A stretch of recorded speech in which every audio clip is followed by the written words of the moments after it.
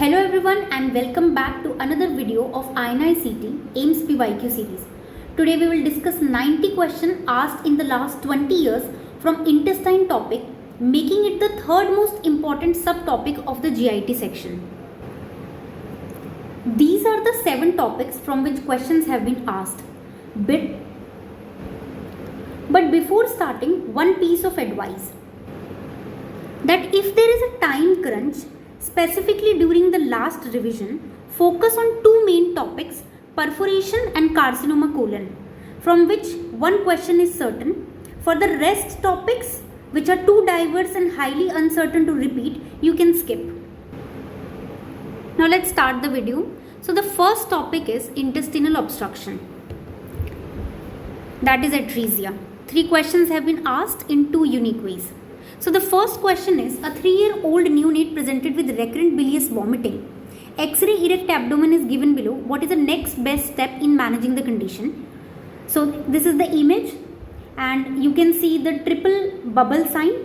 So the options are CT abdomen, gastrographin, USG abdomen, explorative laparotomy. So here the answer is gastrographin follow through. Now this table will help you in differentiating between the duodenal atresia, jejunal atresia and ileal atresia, from which 2 more questions have been asked. In duodenal atresia there is bilious vomiting because the obstruction is after the ampulla of Vater. So here we will see double bubble sign. But in the jejunal atresia you will see triple bubble sign, and similarly in the ileal atresia you will see triple bubble sign. So this is the differentiating point. But in the duodenal atresia, we'll have the main feature as upper abdominal distension, whereas in the ileal atresia, we'll have lower abdominal distension. Now next, very important topic, intestinal perforations or pneumoperitoneum. 9 questions have been asked most recently and 7 are unique. So this is the most recent topics which is asked repeatedly. 3 types of questions have been asked: diagnosis by showing the image or the X-ray, investigations, and the next step of management. So the first question is, 26-year-old male was brought to the emergency department with abdominal pain and obstipation for 3 days. He gave the history of bulgur to the abdomen 3 days back. X-ray shown below. See, obstipation is intractable or complete constipation. See, in this X-ray you can see air under the diaphragm. See. So this is a classical case of hollow viscous perforation leading to pneumoperitoneum. The options are these and the answer correct is hollow viscous perforation. This is a very important topic. This is another X-ray image showing the gas under the diaphragm, both on the right and the left side. Now in the clinical or in the questions, 2 type patterns are seen. They will give a trauma history and then the patient will present after 2 to 3 days and with pain abdomen and obstipation. And in the another question, they will give that there is a viscous perforation history and then the patient presents immediately with severe abdominal pain. So in both the scenarios, we will suspect perforation. Next question, a 40-year-old male presents with ER with severe abdominal pain. His BP is very low, guarding is present, erect abdomen, X-ray shown, which was similar to the above image. Which of the following would you proceed with and for the management of this case? So they are asking the steps of management. See, USG abdomen, since erect X-ray spine is clearly showing gas under the diaphragm, its only DD is hollow viscous perforation. So you will not do USG abdomen and waste our time. Because this is an emergency situation, we need to immediately manage the patient, otherwise the patient can collapse. So we will first resuscitate the patient with IV fluids, analgesics, antibiotics and electrolyte imbalance correction, and then we'll do emergency explorative laparotomy as soon as possible. Elective surgeries will not do because till in explorative laparotomy we would have solved the cause. So this is the brief of the surgical management. First resuscitate followed by early emergency laparotomy. Next question, a 25-year-old male came with a complaint of acute abdominal pain. X-ray is showing. What is your diagnosis? Can you see the gas under the diaphragm and the bubbles? Now these are the options and pneumoperitoneum is the answer. Not pneumopericardium or subdiaphragmatic abscess or intestinal obstruction. Now I want you to remember the signs of pneumoperitoneum because this can be a potential question. It has not been asked till now and I'll show you all the images of these. It can be a potential question. So the first is the Rigler's sign, not the Rigler's triad. What is Rigler's triad? Tell me in the comment section. So Rigler's sign is double wall sign. You know, when there is wall inside the bowel as well as wall into the abdominal cavity. So the bowel wall is clearly visible from both the sides. You can see from inside also and from outside also. This is Rigler's sign. Now this one is a very clear demonstration both from inside and outside because there is air here also and air here also. Now next is the telltale triangle sign. Now these two, Rigler's and telltale, are bowel related signs of pneumoperitoneum. See, can you see this triangular? This is actually showing the air present between the three bowels which are close to each other. Now next is the peritoneum ligament related signs.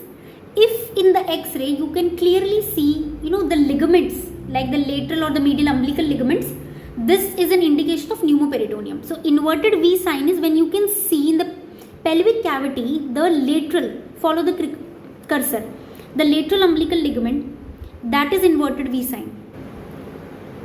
Next is the football or the dome sign. Can you see the clear margins all around the abdominal cavity? This is usually not seen, and if this sign is present in a child, that would indicate a pneumoperitoneum. Now third are the signs which are present in the upper quadrant, right upper quadrant. So the first one is a cupola sign. So if you can clearly see the air under the central tendons of the diaphragm, see continuous air. So in the supine chest x-ray, it is known as cupola sign. And the last is when there is a gas in the Morrison's pouch near the 11th right intercostal rib. This resembles this cap. Look at this. So this is Dodge cap sign or the gas in the Morrison pouch. Now similar question, 30-year-old male with abdominal pain, respiratory distress, BP is very low, pulse is high, chest x-ray was recorded, see gas under the diaphragm, immediate step, I just now told you, IV fluids and antibiotics followed by laparotomy. Next question, 32-year-old male presented with surgical emergency with history of peptic ulcer disease. So, perforation can be possible here. Pain, abdomen, bloating, obstipation for 2 days. Obstipation, perforation has occurred. Next line of management is, see the next line of management will be IV fluids and explorative laparotomy. So the answer is this. Now coming to the investigation, the first is the blood investigations and abdominal x-ray. And the best or the most sensitive or the investigation of choice is CECT. Now some of the images which will help you, distinguish between the obstructions of the small bowel and the large bowel and the cecum. So these are important and can be asked. See, first of all, how will you differentiate a large bowel with a small bowel obstruction? If it is dilated and if it is a large bowel, hostrations will be present. And how does hostration appear? These half margins which are raised like these. Can you see these? These are hostrations, and if it is present, it shows large bowel obstruction. See the explanation? If cecal volvulus is present or obstruction is there will be no hostrations, and there will be dilatation in the center.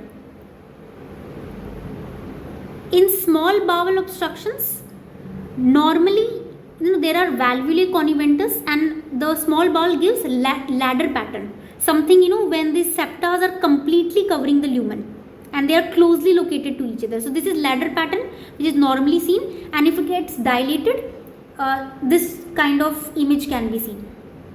So if there are complete septation, it is small bowel, and if it is half, it is large bowel. Now let's come to the next topic, and it is intussusception, from which 5 questions have been asked. A 6-month-old child woke up in the night crying with abdominal pain, got relieved on passing red stools. What is the most likely diagnosis? See, if there is a child who is having abdominal pain and is relieving on passing the red stools, it is most probably an intussusception. This is a classical triad in an intussusception. And intussusception details you can read here or from your notes. Now second question, a child was operated for small intestine mass with intussusception, and after the operation the tumor was diagnosed in the histological section. What is the most likely tumor associated? See, the most common tumor of the small bowel in the children is lymphoma. So the answer would be lymphoma. Now remember that the investigation of choice for intussusception is CT scan, but there are certain findings on the ultrasound which can be important for the exam or which can be the potential question. The first is the target sign or the donut sign. Can you look at these, double rings in the ultrasound? So these are donut signs. Or second can be the pseudo kidney sign, which is not important. Now comes the miscellaneous topic from the intestine section, from which topics question asked are highly diverse, and every time they asked from a very different topics. Therefore, in the last revision, focusing on these topics will be the waste of time. So let's quickly do these questions. First topic is congenital megacolon. So confirmation of the diagnosis is via the rectal biopsy. Now why I am doing these topics? Because they are sometimes repeated exactly, or they are asked in multiple option questions. Second question, defect in the migration of the neural crest cell result in albinism and congenital megacolon. Third, Hirschsprung's disease. 4 questions have been asked. A 3-year male child presents with a history of constipation and abdominal distension for the last 2 years. Plain radiograph of abdomen reveals fecal matter containing distended bowel. Barium enema study done subsequently shows a transition zone at the rectosigmoid junction with the reversal of the rectosigmoid ratio. Diagnosis is Hirschsprung's disease. Now this barium enema study is classical for Hirschsprung's disease. Now this is due to the failure of the migration of the neural crest cells from the cranial to the caudal direction. So just remember, it is if neural crest defects are there, then albinism and congenital megacolon can occur. This was the most recent question asked. So they asked the match the following. So Hirschsprung's disease, the investigation mechanism can be, see here you will do, I just now told you it will be rectal biopsy. For posterior urethral valve, it will be micturating cystourethrogram. For choledochal cyst,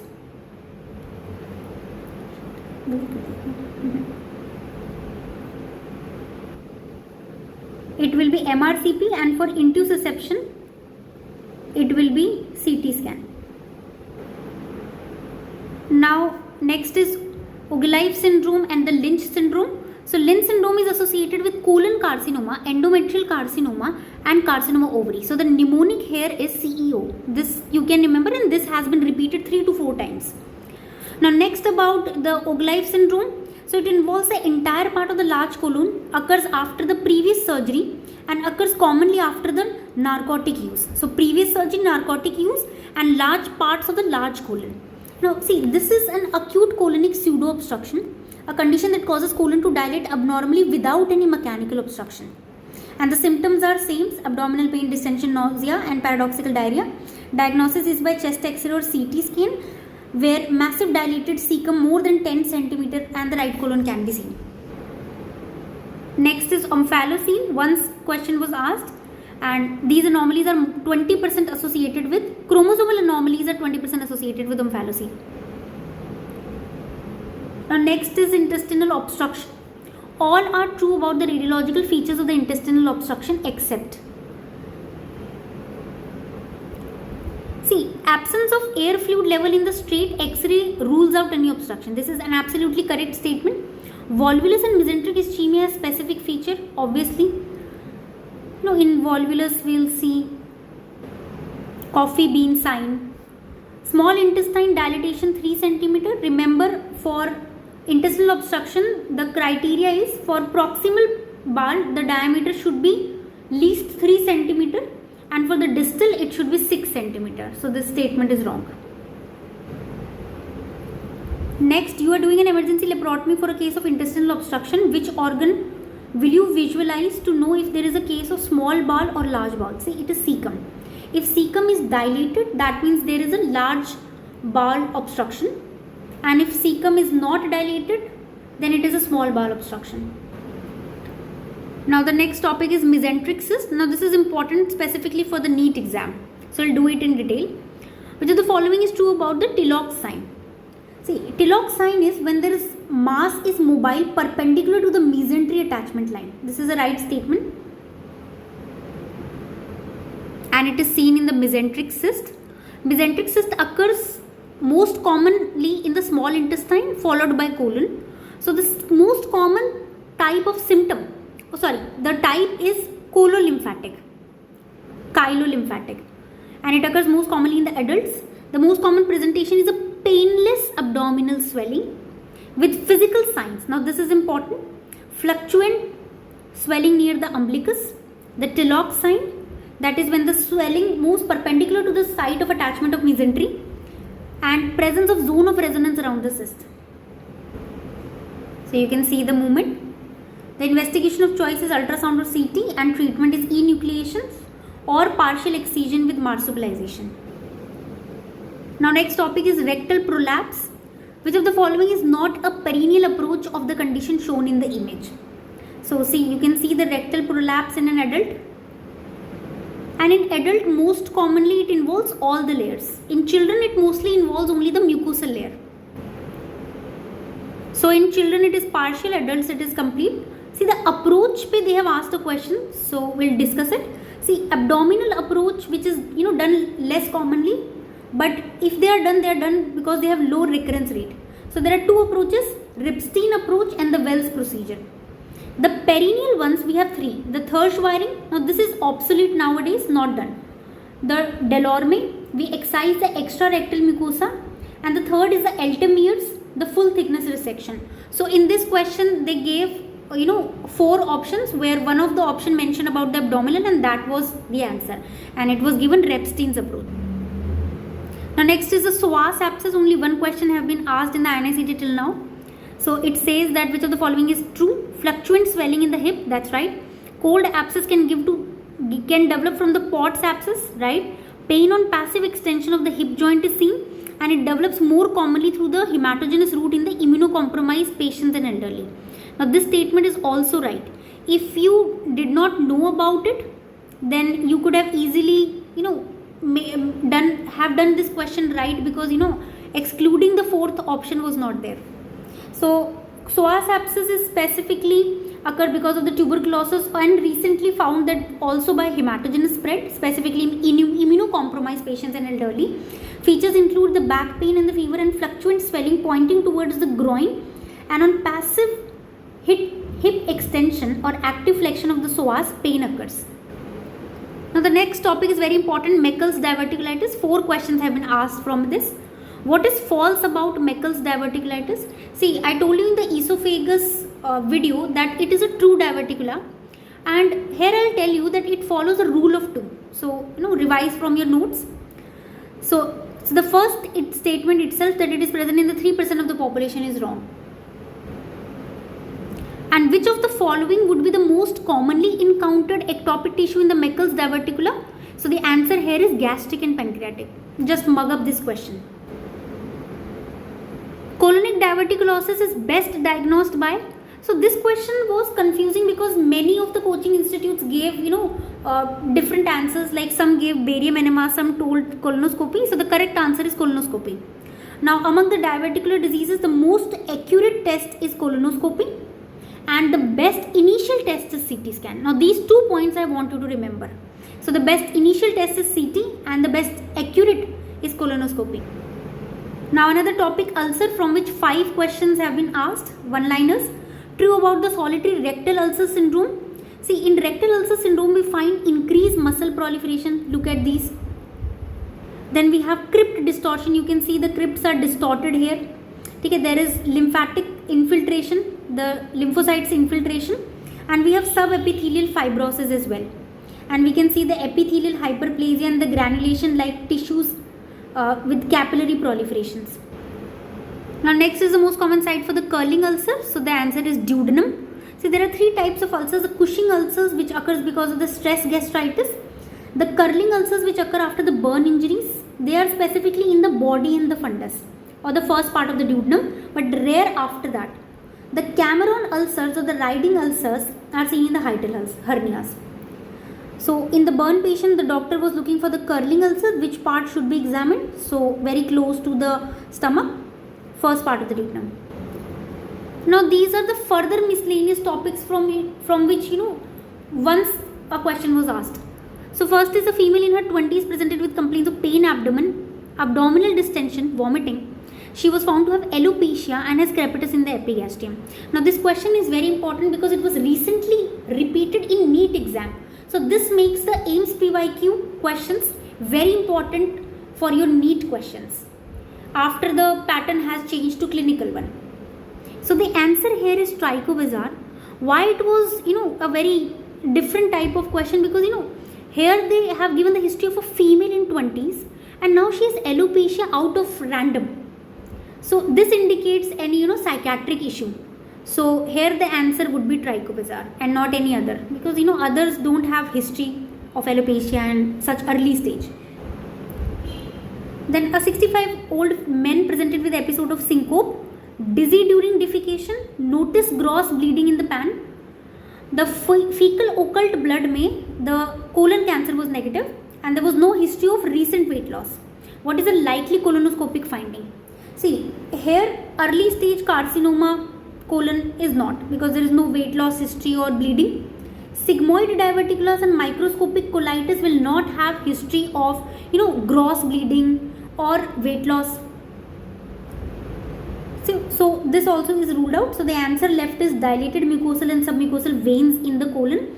Now these gives you a history of syncope during defecation. And this syndrome is known as the Haight syndrome. Where you have bleeding per rectum, syncope, negative fecal occult blood test and no history of recent weight loss. So this is the triad of aortic stenosis, acquired coagulopathy and anemia due to bleeding from the intestinal angiodysplasia. But evidence of heart failure, syncope or chest pain may be present in these, specifically if you have history of aortic stenosis. Now next question, not a cause of acute anal pain. See, in thrombosed hemorrhoids, which occurs when external hemorrhoids which are present outside the dentate line, they get thrombosed. So it causes severe pain. So this is wrong because they've asked not. Second, acute anal fissures that will present with severe pain. Perianal abscess. Now perianal abscess are also painful throbbing swellings. So this is also out. So the answer left is fistula in ano. Here we have pain, but it is more intermittent and chronic. Now next question is, person went laparotomy for Crohn's disease. End-to-end anastomosis was done. Anastomotic leak was there on 7th post-operative day and he continued to have 150 to 200 ml fistula output. There was no collection of fluid in the abdomen and now the patient is stable. The ideal management. See, here the ideal management is, if the patient is stable and there is no fluid, continue the conservative management and expect the fistula to heal. Why will you do that?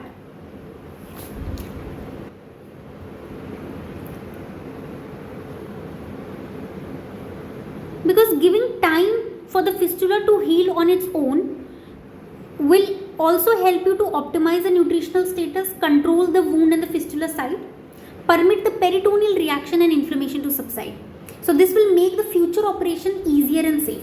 So, and in the future you will do the preferred operation, fistula tract excision and segmental resection. Next question, external hemorrhoids below the dentate line. Just now I told you these are painful because they can get thrombosed. See, external hemorrhoids distal to dentate, painful, not ligated, excision is done. Post-operative ileus is most commonly seen in colon, duodenum, ileum, stomach. See, first of all, this post-operative ileus के reasons होते हैं कि normally for a transient period intestinal motility is lost, and the reasons are stress-induced sympathetic reflexes, inflammatory responses, and analgesic effect. And this transient motility loss returns back first for the small intestine within 24 hours and then for the gastric in 48 hours and last for the colon in 4 to 5 days. So this is most susceptible. Injury to which of the following vessel is least likely to result in significant damage? Least likely. See, renal artery is an end artery. It can severely damage the kidney if it is injured or damaged. Superior mesenteric artery and celiac trunk are the main arteries supplying the GIT system, and they supply important structures. So if they get damaged, they can cause severe damage to the organs. Inferior mesenteric artery will be the least here. Its damage can also be harmful, but least, because it supplies the sigmoid and the distending colon, and this section is supplied by various arteries like the inferior mesenteric artery, also the left middle colic artery and the sigmoid arteries. Now the next topic is toxic megacolon. 28-year-old patient was brought to the casualty ward with high fever, pain abdomen, bloody diarrhea for 7 months. Past history was negative for long-term medication and previous surgeries. The abdominal X-ray image is shown below. Can you see the dilatation of the colon? No, but here you cannot see any hostrations and all. So how will you? So this is actually indicating loss of hostration. Now loss of hostration and bloody diarrhea are features of ulcerative colitis. And if the ulcerative colitis features are present with sudden fever, abdominal pain and dilated loops of bowel on X-ray, that is a case of toxic megacolon. Now this topic is important from NEET exam, so we'll do it in detail in the NEET series. Now after finishing this topic, let's come to another most important topic of intestine section, and that is intestinal malignancy. So the first is colon carcinoma. 27 questions have been asked, mostly asked in the recent years in 24 different ways. So the first question is, see the mutations. So the first one is actually the APC mutation, then KRAS mutation, loss of DCC, loss of P53. Now these are associated with colon carcinoma, and this table I have taken, or this chart actually I have taken from Robbins. So remember, this is the first, and loss of P53 is the known last one. So mug it up. Now let's come to the question. A woman was diagnosed to have metastatic liver adenocarcinoma with CK7 negative, CK20 positive and CDX1 positive IHC markers. Which of the following is most likely primary site of origin for this metastasis? Now remember, I told you in the hepatobiliary video, the primary site or the most common malignant tumors of the liver are the met livers. So the most common site actually I told you there was the GIT, and from that the most common site was colon carcinoma. So with that knowledge you would have solved this question. But what are these? Let's do it in details, because these can be potential questions. See, I want you to remember this table because it is important. It can be asked because they are mentioned in one of the questions. So if CK7 and CK20 both are positive, that is a case of pancreatic carcinoma or ovarian mucinous carcinoma. If CK7 is negative and CK20 is also negative, just remember HCC, RCC, SCC and prostate cancers. If CK7 is positive and CK20 is negative, it is breast or ovarian serous. And if CK7 is negative and CK20 is positive, it is colorectal carcinoma. Question. And Meckel's cell carcinoma. Now an easy way to revise this. See, if both are positive, it is pancreas. If 7 is positive, 7 comes before 20 and breast comes above the colorectal. So for 7 it is breast and for 20 it is colorectal.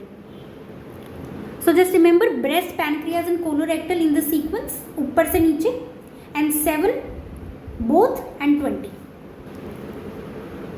Now which of the following statements are true about the colon carcinoma? Right and left colon carcinoma can behave differently. All of you know this.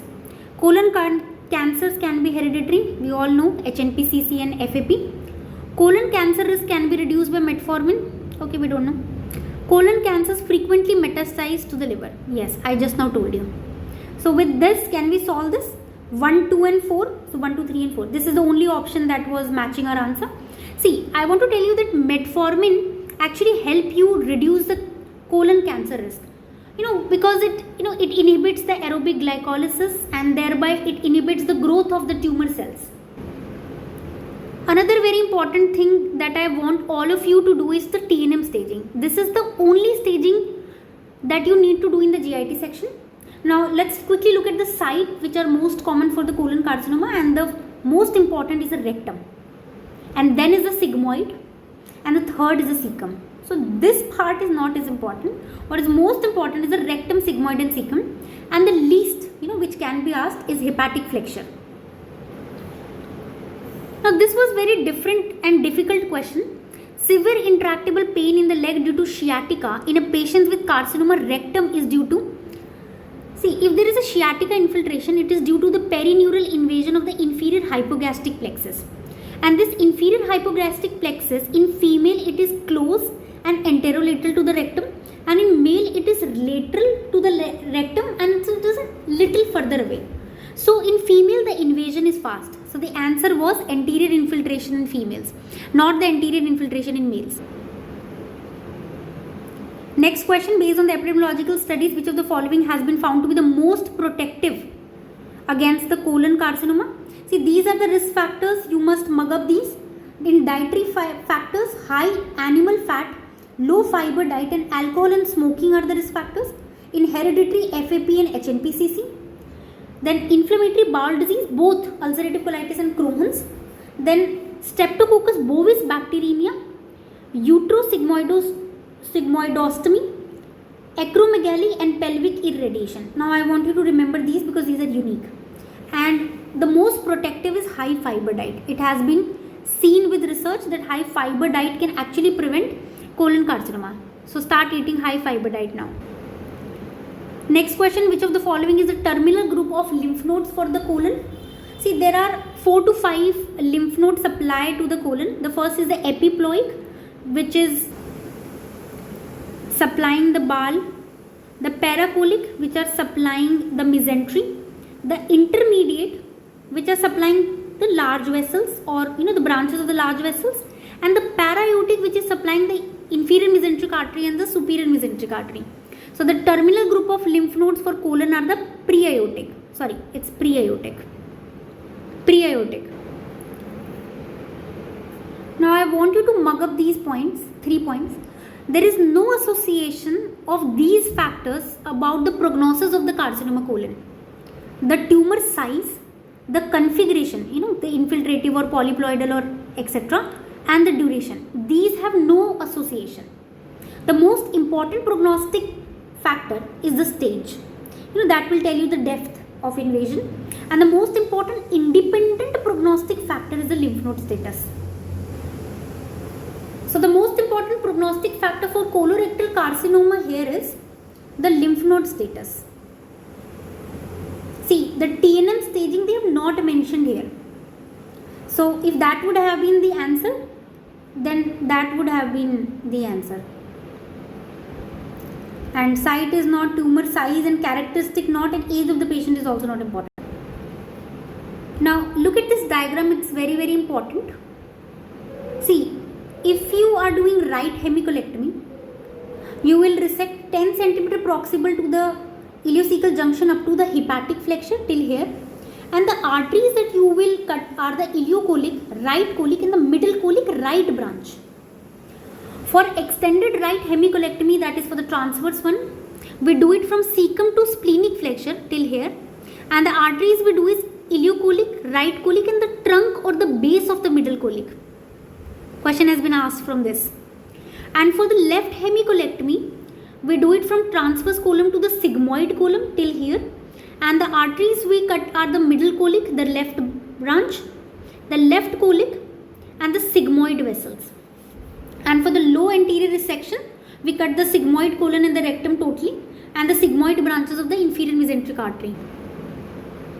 So with this, we can solve this question. In proximal transverse colon carcinoma, which of the following arteries was resected to prevent the spread of the cancer? So in the proximal, just now told you, ileocolic, right colic and the trunk of the middle colic.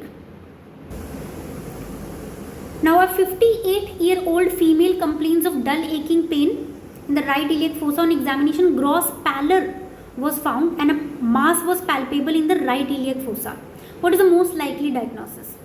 See, if you find a mass, and then there is a pain also, and then you can find dull, a gross pallor, that means anemia, severe anemia is there. So the most likely diagnosis here is the carcinoma ascending colon. Why? Because appendicular mass you will not find any anemia. In ileocecal tuberculosis and diverticulitis you will not find the findings of anemia here. These are the quick pointers about carcinoma colon. Most common is sporadic, though hereditary can also occur. The most common site is sigmoid. Most common site of metastasis is liver, and the mucin production worsens the prognosis. The incidences of metastasis is related to the depth of invasion, and chemotherapy regimen is FOLFOX 4.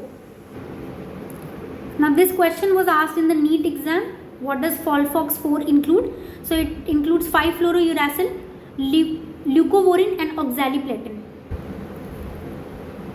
Now these are the tumor markers. If you are not able to learn about the different carcinomas, then just remember in the GIT tumor, these are the tumor markers that you will always mark in answer. APC, microsatellite instability, loss of P53 and DCC, RAS and ERB-B2. These are the tumor markers associated with GIT tumor, specifically the colorectal carcinoma. So the question is, all the following genes may be involved in the development of carcinoma of the colon except. So here the answer will be beta-caterin, because I told you APC will be there, KRAS will be there, mismatch repair genes. These are all mismatch. These are all mismatch. This was a recent question. 50-year-old male presents with a large bowel type diarrhea and rectal bleeding on sigmoidoscopy, a cauliflower-like growth in the rectum. Colectomy specimen shows adenocarcinoma. Which of the following prognostic investigation is not required? So microsatellite instability will be done. CMYC mutations can be done, KRAS can be done, EGFR mutations cannot be done. Not actually associated with colorectal carcinomas. Now, see, look at the anal carcinoma. These are usually squamous cell carcinomas, and the first line management is actually combined chemotherapy and radiotherapy, which is known as a Nigro's regime. So, treatment of squamous cell carcinoma of the anal canal, chemoradiation, cisplatin based chemotherapy and radical radiotherapy. Concomitant chemoradiotherapy is the treatment for anal canal carcinomas. And this question has been repeated 2 to 3 times. Concomitant chemoradiotherapy is indicated in, so there are 3 cancers. I want you to learn them by heart. Cervix carcinoma stage 3B tak. Anal cancers T2 N0 M0 and nasopharyngeal cancers T1 N2 M0. Now certain one-liners, these are one-liners, but they have been repeated recently in multiple options of the questions. The tendency of colonic carcinoma to metastasize is best assessed by depth of penetration of the bowel wall. I showed you how it repeated recently. Investigation of choice for assessment of the depth of penetration and perirectal nodes in rectal carcinoma is transrectal ultrasound. How will you assess the depth? The best is ultrasound. Most common facial abnormality seen in Gardner's syndrome is multiple osteoma. Acquired secondary megacolon is seen in rectal malignancy. Just remember that megacolon can also be seen in the rectal malignancies. Adjuvant chemotherapy is of definitive value in carcinoma colon. I told you the 3-1. After genetic counseling in a family for familial polyposis coli, the next screening test is APC gene. We will look at the mutations. Metabolic abnormalities seen in large colorectal villus adenoma. Now this is important, because it will cause hypokalemic, hypochloremic metabolic acidosis. Now why? Because most of these villus adenomas are secretory in nature, so they will secrete out large volumes of potassium, chlorine and bicarbonate rich fluid. So, and also associated lactate accumulation and acute kidney injury can contribute to acidosis. Now with this we have finished carcinoma colon, which is an important one, Now let's come to the next topic, post-op complications, from which 5 questions have been asked recently. So the first one is the most common early post-operative complications of ileostomy. See, for ileostomy, the most common early post-operative complication is necrosis, and the most late complication is loop herniation. Now next, most common post-operative complication of the ileoanal pouch anastomosis. If it is a pouch anastomosis, so here the answer will be pouchitis. Infection of that pouch can occur, but in ileostomy, now this question has been repeated, see, the number of times, and most recently also. So here it is necrosis, and late is loop herniation, sorry. Early post-operative complication of ileostomy in post-operative period necrosis. And see, these are the complications, just read them. Earliest is necrosis, most common long term is loop herniation, and parastomal herniation is more common in the loop ones rather than end to. Now another topic, polyp, from which 8 questions have been asked in 6 unique ways and most recently. Now the GIT section's weightage is significantly increasing in the recent period, both in the INI-CT and the NEET exam. So the first question is, a 17-year-old patient developed intussusception for which she was operated, and a segment of intestine showing multiple polyp was resected. The most microscopically showed the following pathology. What is a likely diagnosis?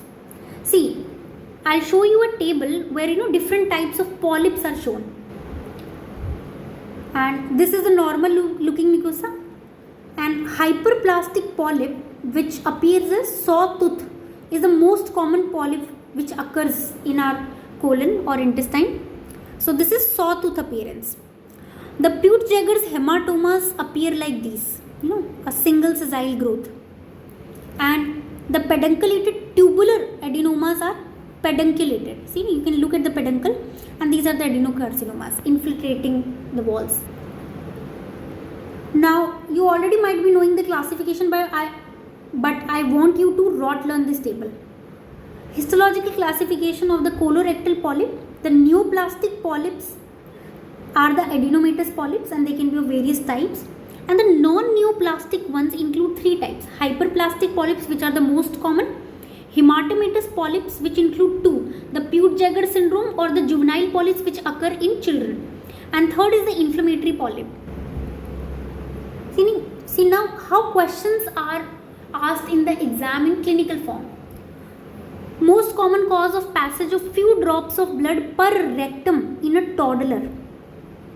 So toddler में piles won't occur, rectal ulcers won't occur, adenomatous polyposis coli in a toddler will not cause bleeding. It will be juvenile rectal polyps. I just now told you, because they are hematomatous, they can cause bleeding. And you can see it was asked in 2013 and 12, and how clinical questions were asked for last 15 years in AIIMS, and this makes these questions important for NEET, because I have observed that more questions are picked up from the AIIMS exam and asked recently in the NEET. Now next question, which of the following is not true about the FAP? See, FAP and HNPCC both are autosomal dominant. So this is the answer. Let's look at the other option. Screening done is by sigmoidoscopy, correct. Polyp develops in the late adulthood, correct. Epidermal cysts and osteomas may occur. Now I have told you earlier also that Gardner's syndrome is associated with osteoma. Next, which of the following are pre-malignant? So I told you that Peutz-Jeghers, which are hematomatous or hyperplastic, these are non-malignant tumors. So these are the least one to develop malignancy. See, Crohn's में and ulcerative colitis में 10 to 30% risk होता है within first 10 to 30 years to develop carcinoma. And in Barrett's, I told you in the esophagus video, we have a risk of 40 times of developing squamous cell carcinoma in the. Now maximum risk of carcinoma pancreas is seen in which of these. Now this I want to show you, because I just now told you that these Peutz-Jeghers syndromes have least chance of carcinoma, but I'm not saying that they will not cause carcinoma at all. They are the syndromes or the polyps which have maximum chance or the maximum risk factor of causing pancreatic carcinoma? So here the answer is this. And see, I'll show you something. Now this can be a potential question. The extraintestinal features of Peutz-Jeghers syndrome. So it can cause cancers in certain areas like pancreas, maximum, thyroid, breast and cholangiocarcinoma. In gynecological conditions, it can cause malignancies of the ovary, the sex cord tumors in the uterus, the differentiated carcinomas of cervix, and in the males it can cause feminizing Sertoli cell tumors of testis. True about the malignant potential of colorectal polyps, that these polyps of FPC undergoes malignant changes. Villus adenoma is associated with high risk of malignancy, and juvenile polyps have little or no risk. Colonic polyps with no risk are juvenile polyps. Peutz-Jeghers polyps this is the most common location of the Peutz-Jeghers polyps. And I told you these have very low risk, but if they cause of pancreas or thyroid or breast.